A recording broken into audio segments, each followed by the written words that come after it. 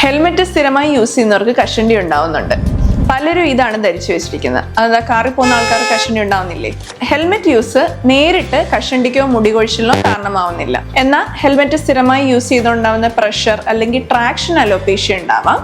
അതായത് ഹെൽമെറ്റിന്റെ ഘർഷണം മൂലം ഹെയർ ബ്രേക്കേജ് ഉണ്ടാവുകയും അങ്ങനെ ആ ഭാഗത്ത് ചെറുതായിട്ട് മുടി കൊഴിച്ചിലുണ്ടാവുകയും ചെയ്യാം. എന്നാൽ ഹെൽമെറ്റ് യൂസ് കുറയ്ക്കുമ്പോൾ ഇതും കുറയേണ്ടതാണ്. കൂടാതെ ഹെൽമെറ്റ് സ്ഥിരമായി ധരിക്കുമ്പോൾ ഈ വിയർപ്പും ചൂടും കാരണം ഫംഗൽ ഓവർഗ്രോത്ത് ഉണ്ടാകുകയും അതേപോലെ താരൻ കൂടുകയും ചെയ്യാം.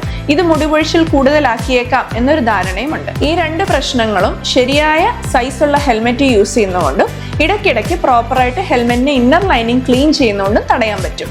എന്നാൽ പാറ്റേൺഡ് ഹെയർ ലോസ്, അതായത് നെറ്റി മാത്രം കയറുന്നു, ഉച്ചിയുടെ ഭാഗത്ത് മുടി കുറയുന്നു എന്നിവ യൂഷ്വലി ആൻഡ്രോജനിക് അലോപേഷ്യ, അതായത് ജനറ്റിക് ആയിട്ടുള്ള കഷണ്ടിയുടെ ലക്ഷണമാണ്.